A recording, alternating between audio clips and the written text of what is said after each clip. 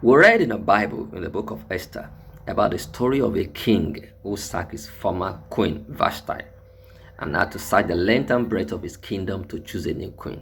That new queen was Esther. It sounds like the biblical Cinderella. But hold on, hold on. Now, we also read in that story that the king forgave Esther when Esther braved the odds against, at the risk of her own life, to attend the presence of the king.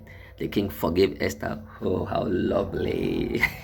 And listened to her plea, which was just to ask him to attend a banquet. The king went to a banquet, listened to what Esther had to say.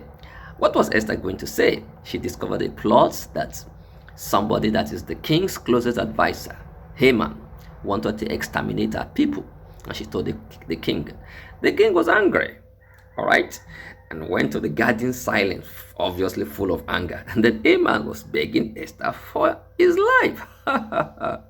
So we find a situation where the king chose a new queen, which happens to be another tribe, that is Israel, defended the king, forgave her for breaking the law of the land, defended her before his own chief advisor and vicer, and then even executed that man because of the new queen. Oh, what a lovely story. But let me bust your bubble. That king was a very wicked king. Now, hold on. We'll come back to that. Now, have you watched the film called 300? The lead actor in that film is Gary Butler. Now, well, there may be some historical inaccuracy about the film anyway, no problem. But the real campaign was true. Now, that king, the king of the mighty Persian army that the 300 resisted, you see the picture of the king now. That king, that ruthless man in that film, is the husband of Esther. That's the king the story of Esther wrote about. The name of that king in the Bible is Ahasuerus, but in history is known as Xerxes the First. All right. Now, actually, Ahasuerus is the Hebrew name, the name the Hebrews call him, but the Greek call him Xerxes, and actually his name is Xerxes, Xerxes I. Now, after that incident recorded in the Bible in the book of Esther, he went on a campaign to Europe, actually to Greece, to conquer the land. Very wicked king.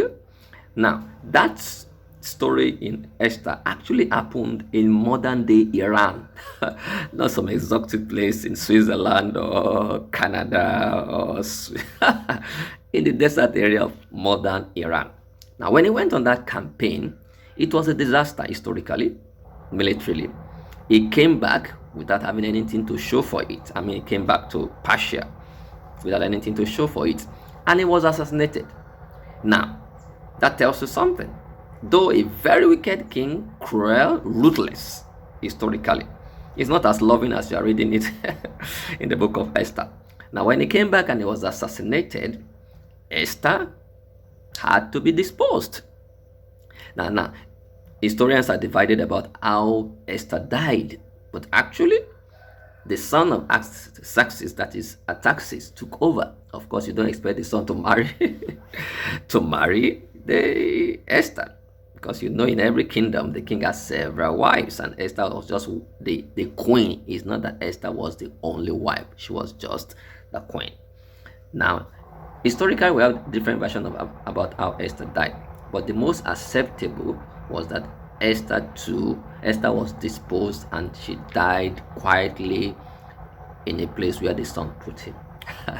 So the next time you read the story of Esther, you begin to imagine some romantic thing. No, it wasn't romantic. The Bible just wants to show us the hand of God in every situation. The story of Esther actually ended pathetically, historically. All right, the story may sound like a modern biblical Cinderella, but it didn't end happily ever after.